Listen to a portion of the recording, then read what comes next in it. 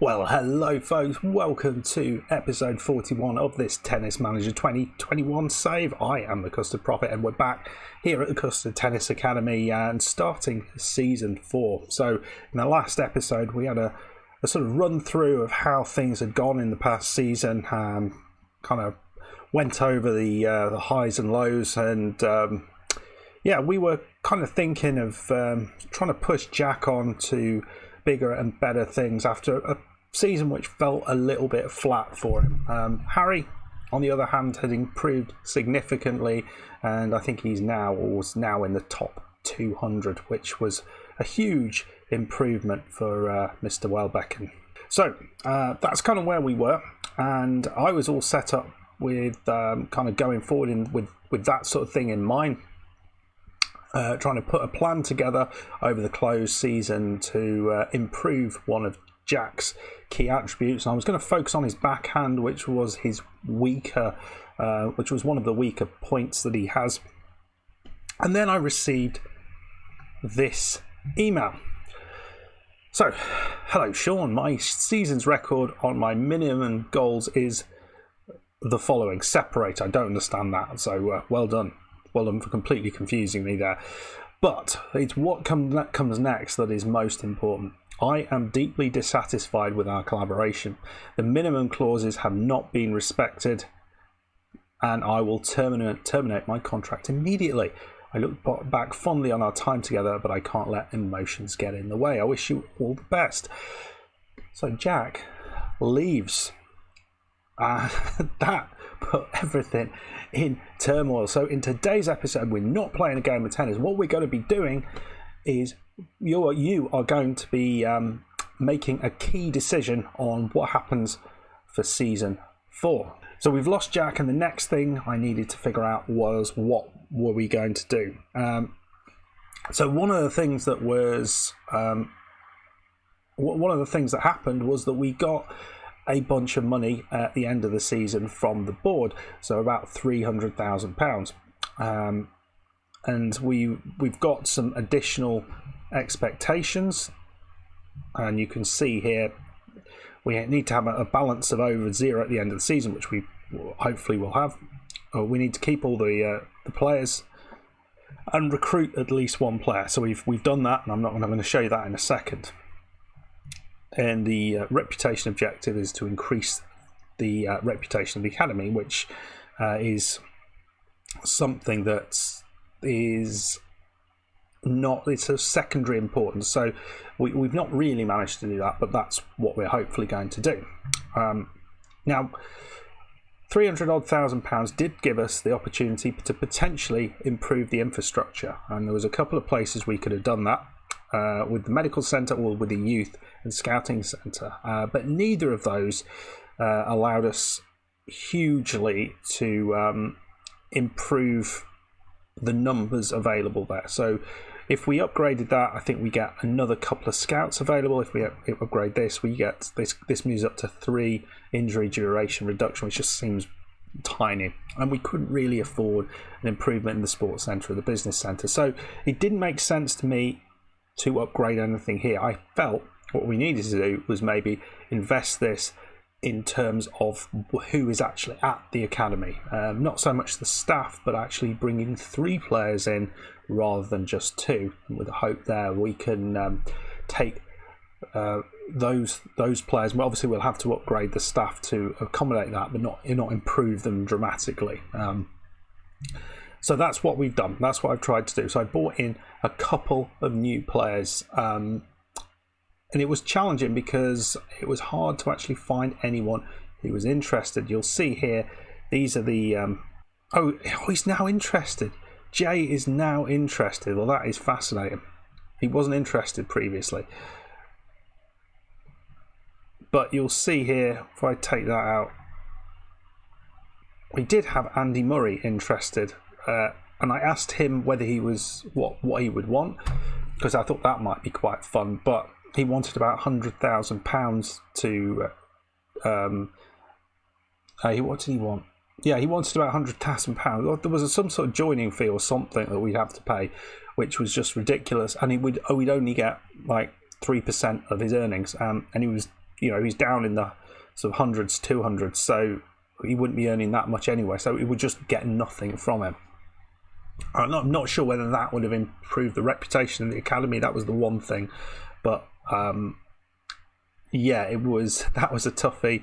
So we had to look through the players that we could find, and there wasn't that much. As you can see, there was not a lot there.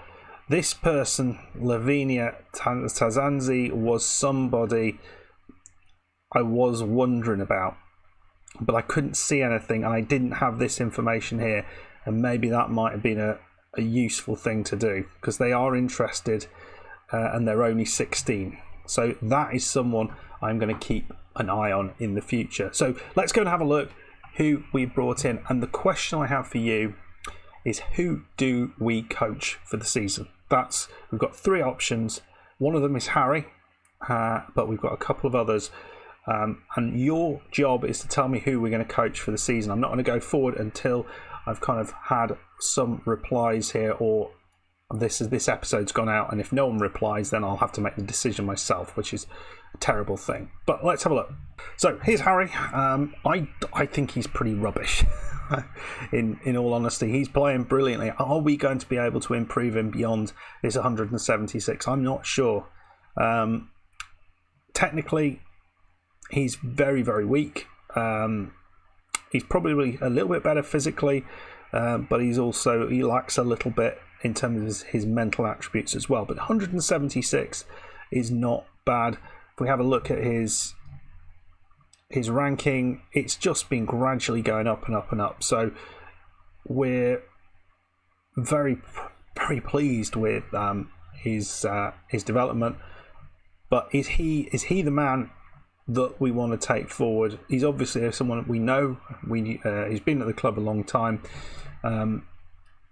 He's going to be at the Australian Open. I think he's already been at the Playford Open, but he didn't get through his first round match. It was a tight one by the look of it. So he's kind of trying to work at the slightly higher level. So let's have a look at the first newbie. The first newbie is Paul Jube, who is 24-year-old, and you'll see he's probably at the same sort of level as Harry. He's about as good as I could get in terms of the players that I knew a little bit about.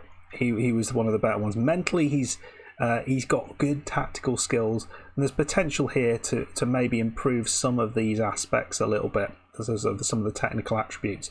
So he's currently who I have got down to coach. I think he's probably at a similar level to Harry. No, maybe a little bit better actually than Harry. Yeah, maybe a lot more 9s and 10s than Harry. So he's better than Harry. So potentially we can get him down into somewhere maybe a little bit below Harry. Maybe top 100 just about. That would be the challenge. Now the next one is really interesting. We get 42% of his share. This is the next one. Now this is fascinating. Eva Shaun, so we've got a female tennis player, 18, so just moved from the junior tour to the senior tour. She's got a potential of 3 to 4 stars. Physically, she is looking, I think, pretty good. Mentally, there's certainly areas to work on. Killer instinct is certainly a place that we would want to improve. And yeah, technically not a lot of power there, but sort of good service return, got a reasonable spin and volley. So we could actually develop a serve and volley type person potentially. That would be a thing. Not quite sure about that, but so we've got her in, and the challenge here would be to try and start her life on the main tour, and to try and take her from over 1,000th in ranking all the way into the top 300-400 in season 1. I think that would be the plan. I think that's a fascinating one, but I'm not sure if people would be interested in that. I think Paul Dube is probably the best player we've got. He's not brilliant, but I think we could certainly improve where he is. And Harry, he's pretty high, and maybe we could get him down a little bit as well, but I'm not sure. So I want to know who you, if you were going to be doing this, if you were going to had one of these three players to choose from, who would you pick? Because as things stand, I'm not sure who the best choice is. So it's over to you. Let me know who your pick is. Harry, Paul, or Eva. I think I know which way you'll go, but and if we do pick Eva, let me know whether you think we should play develop her as a volleyer, so someone who is going to be at the net and try and serve and volley. And I've never done that in any of these games, so that might be quite interesting. Or do we just try and develop someone who is more capable all over the pitch? Be interesting. Anyway, folks, that's it. I told you it was a short one. If you enjoyed this, hit the like button, subscribe if you, and we'll see you next time where we take one of these players and try to improve them in season 4. See you there. Bye bye.